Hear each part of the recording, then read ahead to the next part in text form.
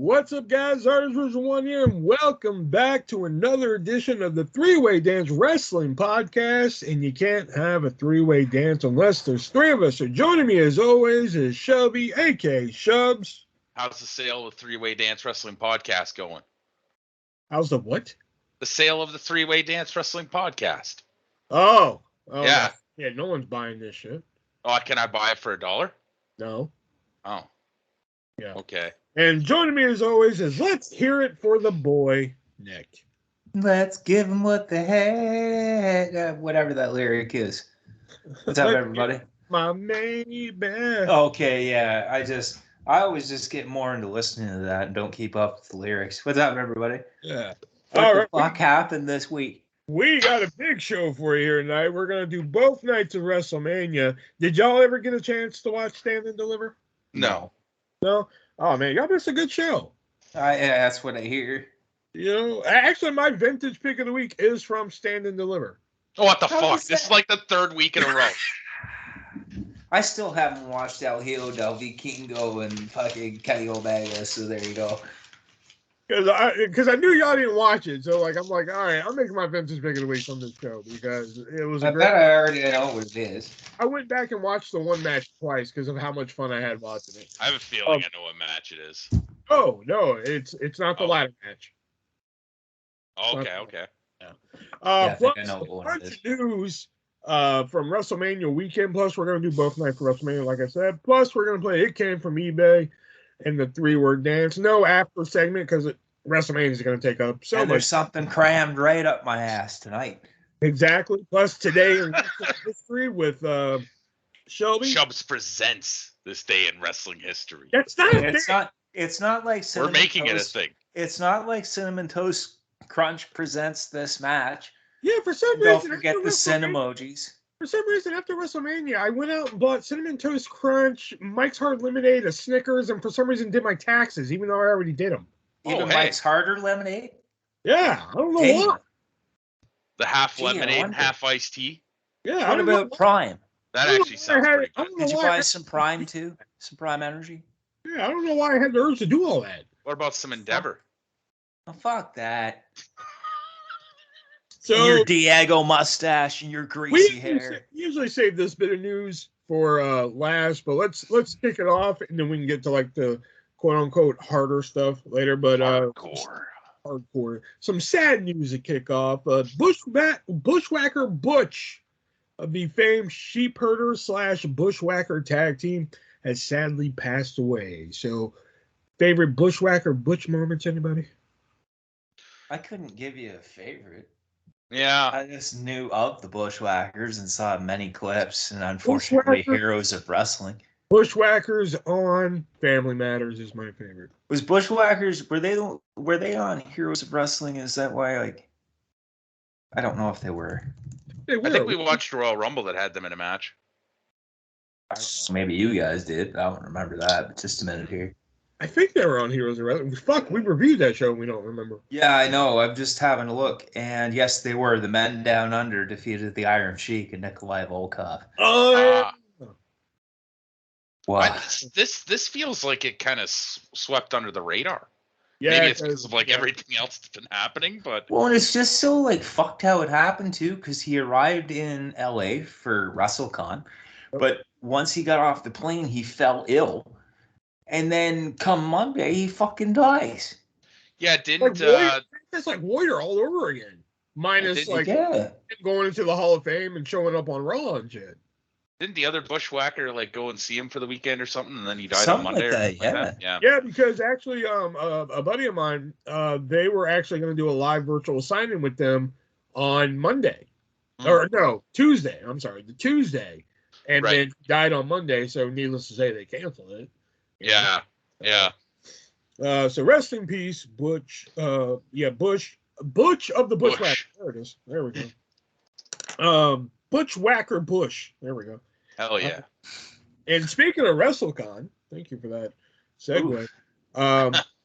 Rick Steiner, a.k.a. Braun Breaker's dad, that they refused to, which is real. Yeah. He is in a little bit of hot water, or got into a little bit of hot water at WrestleCon. Apparently, Giselle Shaw Impact Wrestling superstar and girlfriend of Scott D'Amore, president of Impact, as we know, last year came out as trans. Apparently, Giselle Shaw used to be a man, now a woman. But Rick Steiner, apparently not a fan of that shit. Apparently. Apparently said some very derogatory terms towards her, a faggot. Shouted, "You're a fucking man." Yeah. All this. Jesus. All this. I mean, that's just like the I guess the PG-13 shit, I guess. Reading it all, it's like, holy fuck, you did this in public? Like, Yeah. let I alone thought did Scott it at was all. the fucked up Steiner. Well, that's what I thought too, but apparently not. Apparently not, It's eh? one of those rare times where Scott looked at Rick and was like, dude. For you to say What this the kind of fuck? shit, he must have been on something. Like, just, like, I mean, maybe he, obviously he probably thought this stuff previously, but to, like, just go out and say it in this day and age, he must have been on something to just Plus, he's on the put school, that out there. he's on the school board in like a county in Georgia. Yeah. Jesus Christ. Like, and Scott was there too, and it's like, holy fuck. Scott stepping back like, Like, even Scott, like, it's like, artists Even just Scott's said, like, like, "Come on, Scott's bro, like, dude." dude, what the fuck? Scott's Yeah. like, going on this one. I just rag on fat people. I'm just going to go sit over here and do math. Yeah. You know, Rick's got to be like elbowing fucking Scott, like, yeah, I'm faggot, right? And he's like, oh, no, don't bring me into this shit. No.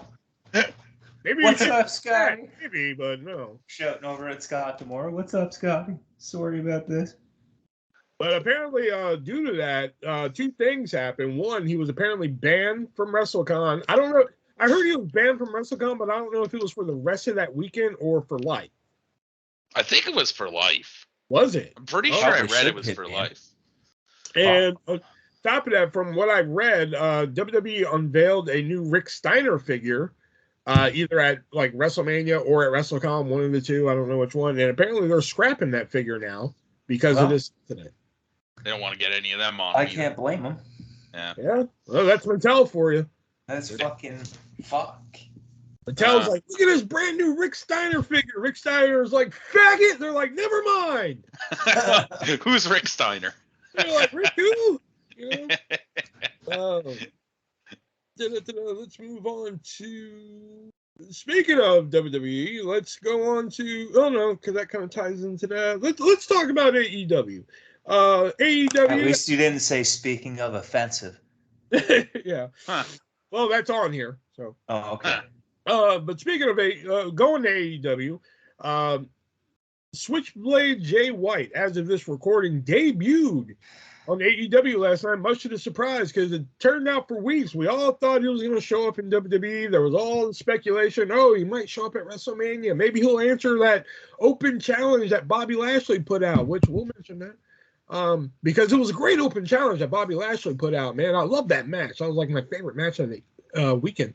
And they flip the table. But news came out that Jay White was not WWE bound, and then boom, showed up on Dynamite, reuniting with his Bullet Club buddy Juice Robinson, because he's been having such a great time in AEW, attacking Ricky Starks. So thoughts on Jay White and AEW? I mean, given what has transpired over the past week or so, I can't say as to I blame him for signing with AEW. It doesn't surprise me that much. I didn't really expect him to go to WWE over AEW unless fucking Tony Khan was like, wow, I finally have enough wrestlers. I think I'm good. But is he going to be used well? Probably not.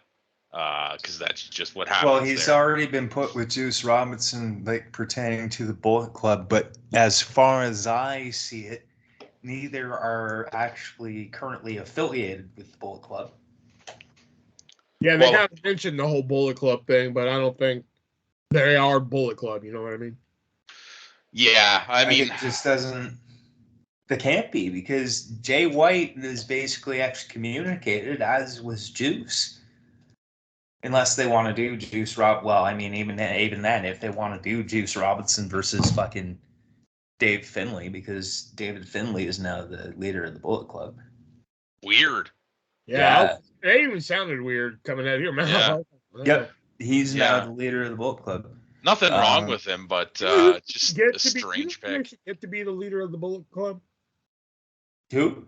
You know, I said, do you know who they should get to be the leader of the Bullet Club?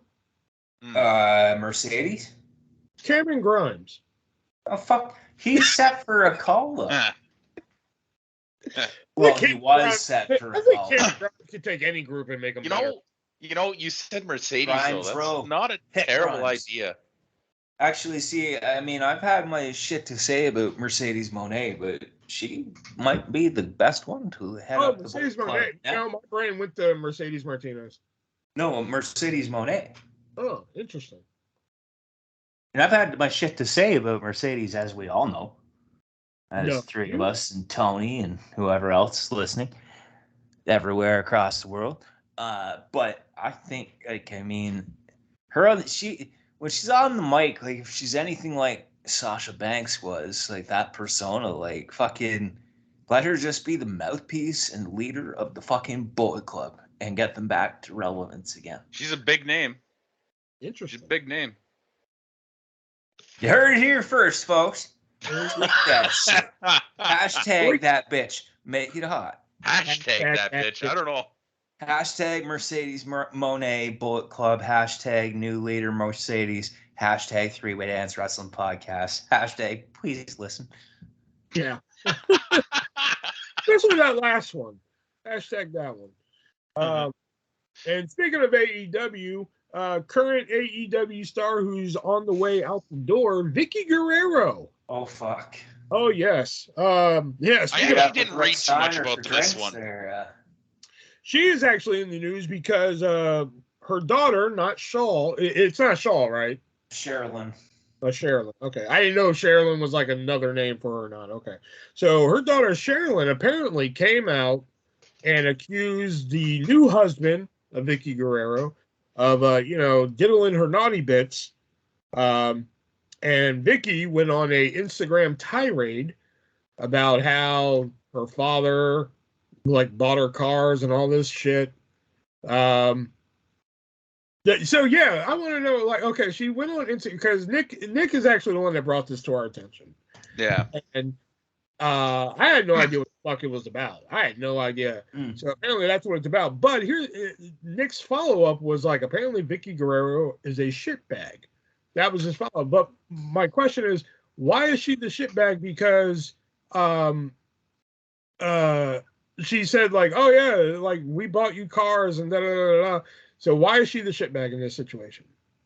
Well, because she's basically so here's where I'm at with that, and I'm actually I'm trying to find. There's been so much fucking news that I'm just actually trying to find the initial piece I read about this whole thing before Vicky actually spoke. There it is. Before Vicky actually spoke on it.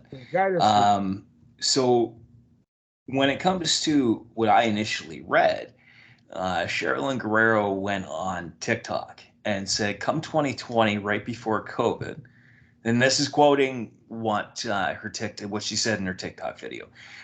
So come 2020, right before COVID, there was a cruise that my family went on, and basically on this cruise, I got sexually assaulted. The unfortunate part is that it was my stepdad. Yeah, it was my stepdad. Was I the only one? No.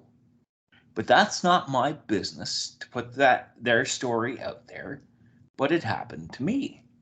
Sherilyn claimed that she told her mother about the sexual assault and that Vicky said it was a mistake and not who he is. Sherilyn said that Vicky doesn't want anything to do with her and has blocked her number. Vicky and Benson, which must be the last name of the stepfather, have not responded to the allegations. Now, this was April 5th. So this would have been right before, or the morning of, the next day, I guess, because this was April 4th. And then, so Chavo Guerrero in a tweet said, just to let everyone know, I fully support my cousin Sherilyn Guerrero, Eddie's daughter, and have been doing so privately in the last couple of years of her struggles. She is a very strong woman for coming forward with the sexual assault she has suffered. I love you, Prima. Then the co-host of Vicky's new podcast, Cut the Bull, announced that he had cut ties with the project. Give the events brought to my attention effective immediately. I'm no longer in association with Cut the Bull podcast. The reason why I say apparently Vicky is a shitbag is because she didn't do anything to respond to the allegation and just basically call her own daughter a piece of shit. Oh, okay. That's what I was getting at, because she basically went on the attack. It wasn't anything to do with this alleged sexual assault against Sherilyn and others on the same cruise. It was, we bought you cars, just going on and on and on. And now, actually, as of this recording, and I'm going to check because I had read earlier that Vicky was no longer listed on the AEW roster page. And I know she was on her way out the door anyway, but she's up in June, I think. Well, yeah, but I mean, that's the thing. I guess she had still been listed on the roster. I'm just on the AEW roster right now at allelitewrestling.com. Let me see if she's still listed. Yeah, that All Elite Wrestling. Confirm that. Hashtag not sponsored. Yet. Yeah, exactly. That's the attitude. Give it a couple years, and we'll be the biggest podcast on the in the world of professional wrestling. We're the real. I like to think we're the realest fucking podcast out here. Hashtag Tony no filter. Okay, so from what I am seeing here, Vicky Guerrero is no longer on the AEW roster page, and she definitely had been. AEW's like, Vicky who? They're like, excuse me? Chris. Good one. They Chris Benoit her ass. All right, and the last three stories all kind of merge into fucking one story, and no pun intended towards that. But let's start with the big one, then we'll kind of move into the other two here. But the first one, there's been rumors for a while that WWE would be selling. I mean, a bunch of different players were in the game. The Saudis were a top player for a while. Disney, Netflix, Amazon, Warner Brothers, Discovery.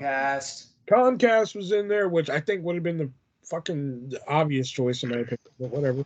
But it turns out that Endeavor, who also owns the UFC, didn't buy the company. They're merging in a $21 billion deal. And the second the ink dried on that contract, Rick Fowler and Jagger Reed said, fuck this shit, we're out of here. Yep. And, on top of all that, with that being said, first, again, once the ink dried on that contract, Vince is just like, well, back to good shit, pal. As evidenced by Monday Night Raw. Yeah. But from what I read, apparently that's the reaction they were looking for. Oh, come on. I'm dead serious. That's Are you talking about the Are you kidding me? Like Triple H was looking for that? Are you talking about the main event? No, I never said the whole Raw. No, overall. The whole Raw. All right, I don't know what to I don't know how to unpack this. Well, first off, okay. Endeavor. I have nothing against Endeavor, know. Yeah. But here's my problem. The only problem I have with Endeavor is that Endeavor owns UFC, and UFC is for fucking real. They have rules and they're real fighting. Which is fine.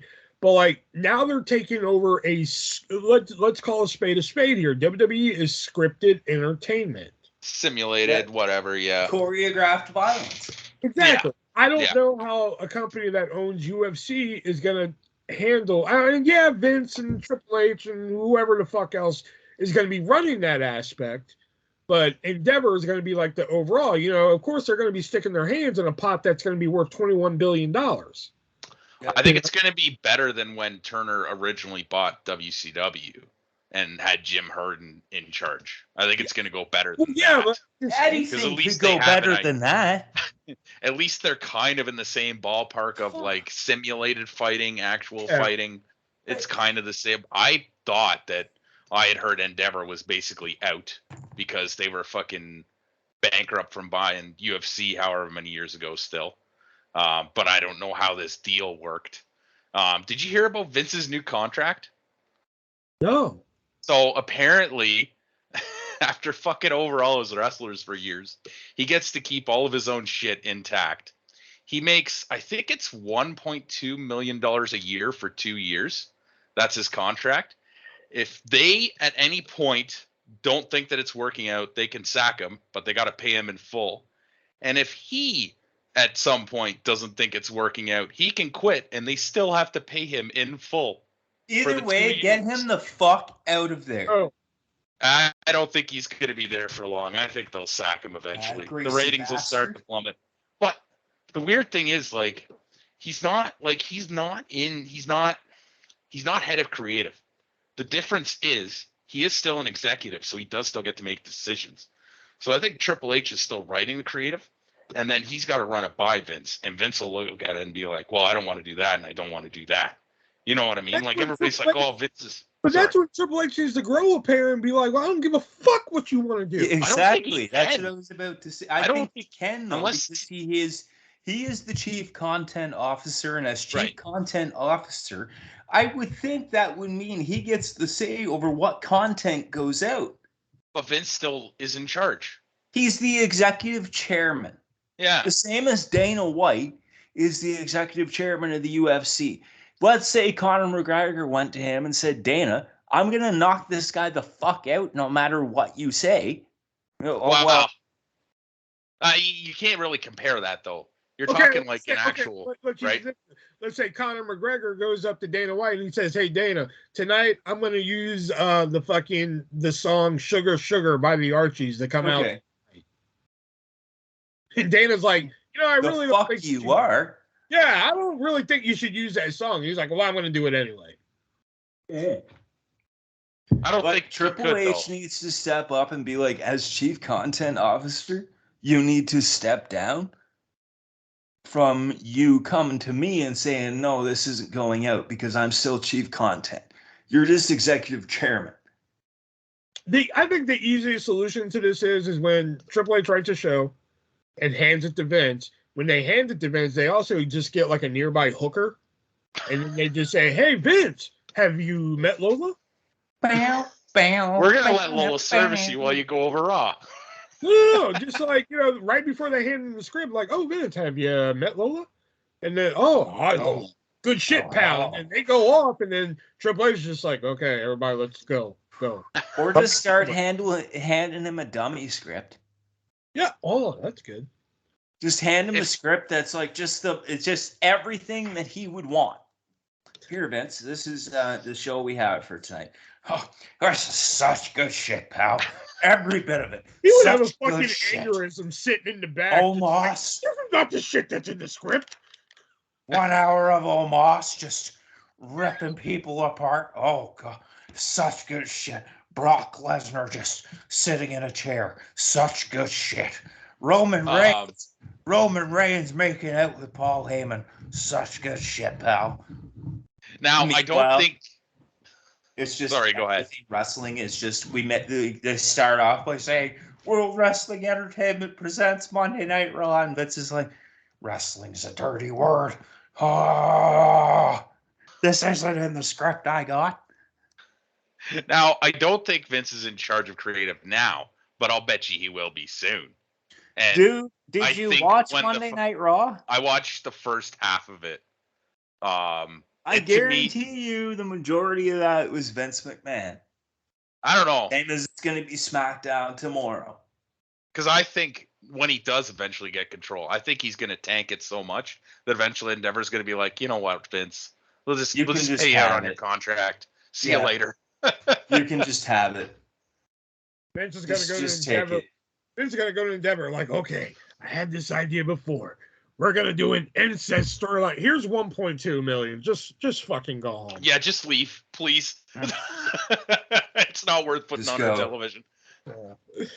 But it is interesting. And it's probably better than like the Saudi fucking I will say royalty buying it. Taking it. But I just funny how like they're like, all right, we're merging with Endeavor, and Rip Fowler and Jackery were just like, you know what? No, we're out. And they still haven't been granted their release. They appeared at the NXT Level Up taping. So we'll see what happens there. Yeah. And apparently a lot of other talents are just like, if Vince is in charge, we're out. Well, like, I mean, look at Bailey and Asuka's tweets and fucking lack of Bray Wyatt. LA Knight was cut from WrestleMania. Fucking Bobby Lashley was cut from WrestleMania. Well, Bobby Lashley was technically on WrestleMania. Okay, but we'll talk about that later. That whole thing's a little bit different too, right? Because of what happened with Bray Wyatt just before. I was so fucking I was so mad like when that happened. Oh man. Right.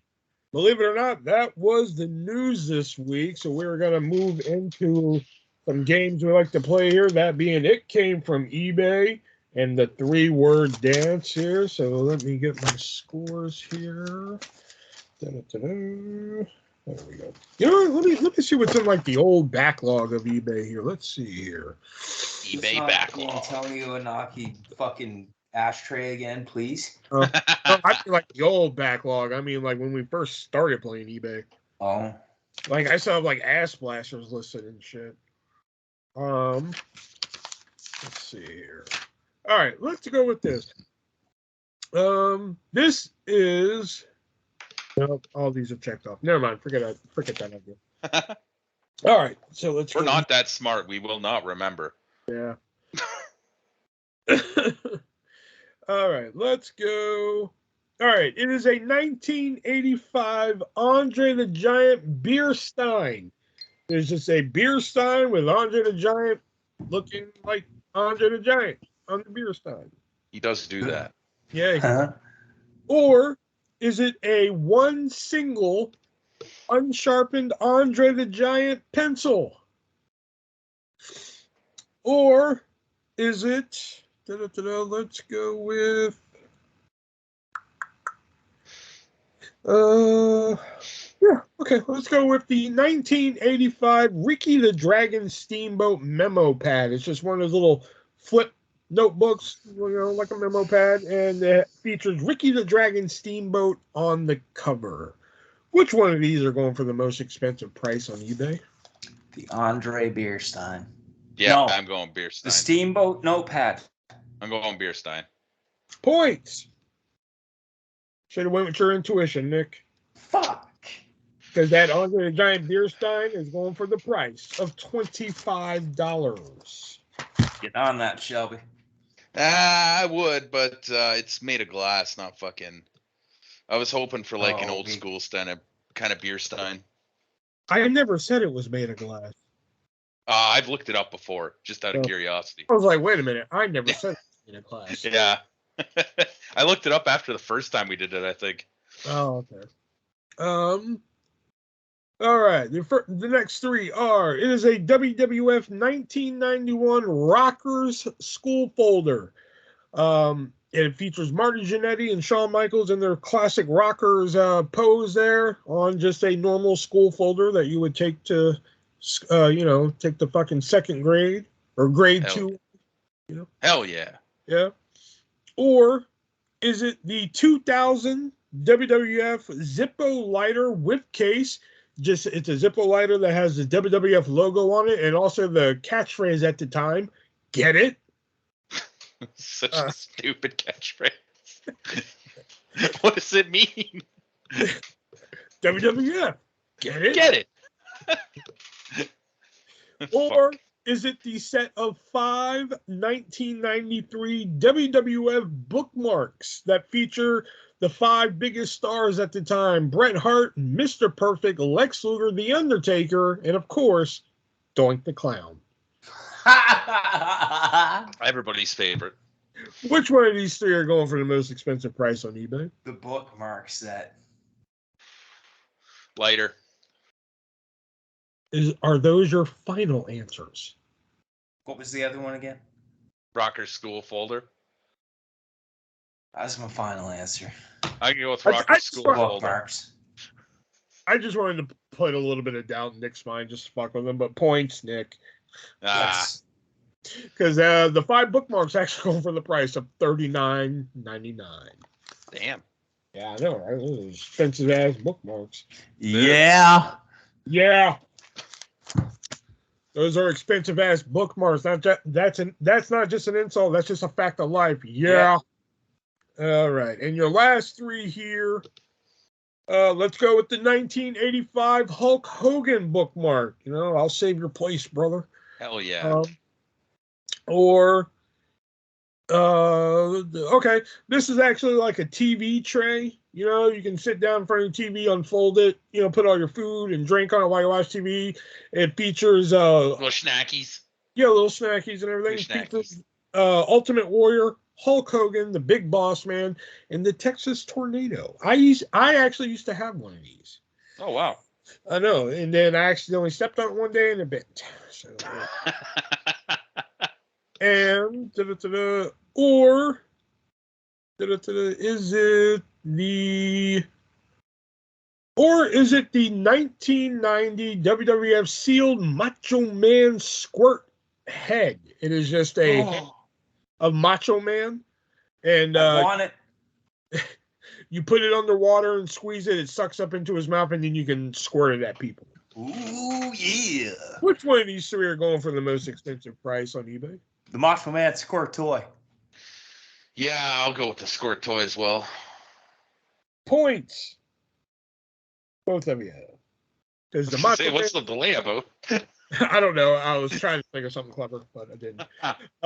But the Macho Man squirt head is actually going for the price of $60. I'm not paying $60 for that. Well, then you're not really a Macho Man fan, though, are you? Hey, fuck you. Hey, lose the attitude. Hey, fuck you. Hey, that's me.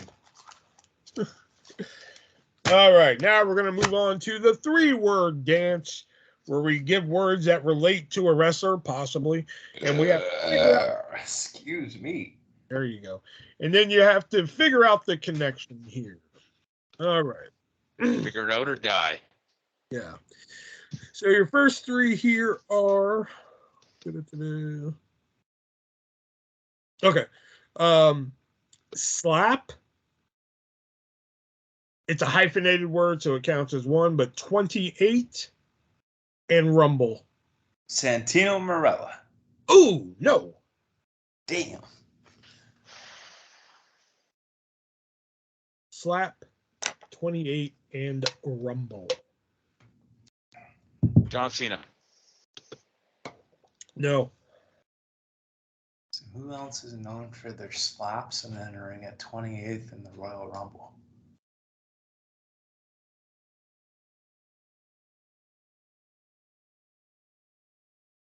Shit.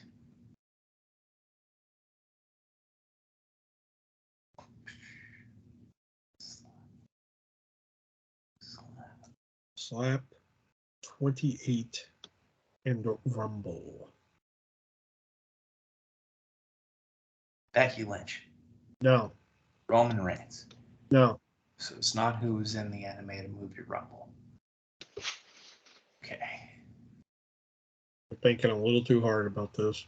I'm just trying to rule things out. Fuck. Now, if you had just said slap 17 in a Rumble, I'd probably have got it. It'd be Santino. Because the Royal Rumble elimination record, fucking. Yep.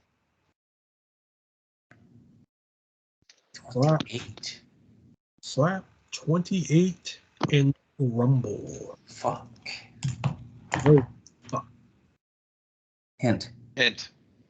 Your hint being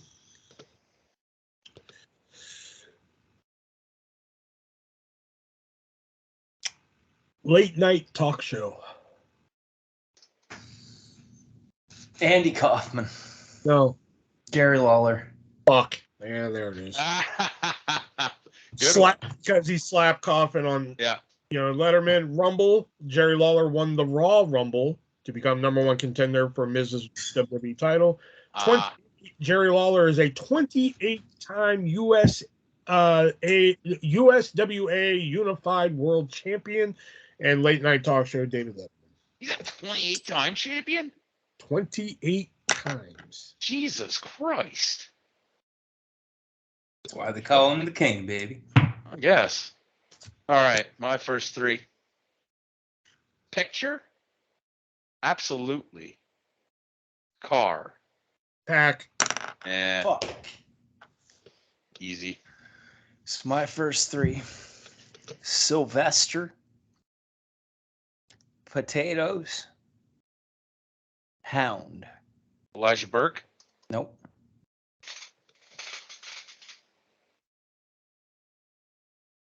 Potatoes and hound.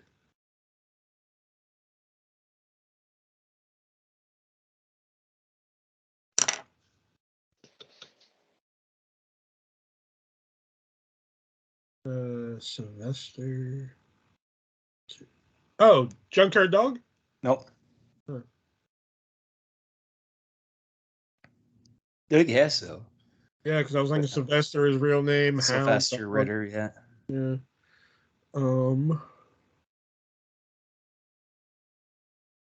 Shit. Is it Ernie Ladd? Nope. I was thinking Sylvester Cat. You're on the right track with Sylvester Cat, but that's it. Roman Reigns. There you go. Suffer and Succotash, Oh. Tater Tots, and Hound of Justice. That was a good one. All right. Your next three from me. I think y'all be able to see through this, but I don't know. Your next three are guy, boy, male. The second word was boy. No, not Shawn Michaels. Guy, boy, male. Kevin Nash. No, Maswa, no, Masse, no, Dude Love. Otis, no, no, LA Knight. no. Yeah. No. Really? Boogeyman. No. Really? When I wrote this, I was just like, fuck, they're going to see when I do this. Good. Great. Big M. GBM. Hint? Your hint being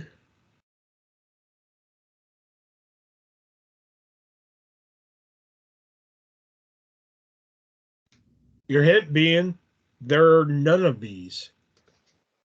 What? Becky Lynch. Fuck. Whoa, wait, what? Guy, boy, male are all synonyms for the man. The man. Becky Lynch is none of those. You know? Fuck. That's a good one too, though. Shit. Yeah, I was about to say, I figured y'all see right through that right away, but y'all were guessing for a while. Yeah. My next three. Single. Dude. Group. What was the last word? Group. Single. Dude. Kenny Omega. Nope. Mick Foley. Nope.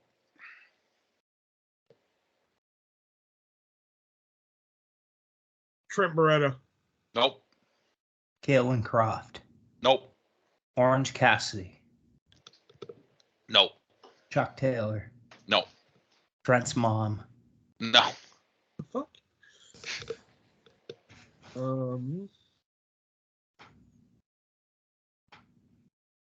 Dude. Single dude. Vince McMahon? Nope. Hint. Dream. Cody Rhodes. Nope. Dusty Rhodes. Nope. Gold Dust. Nope. Randy Rhodes. Nope.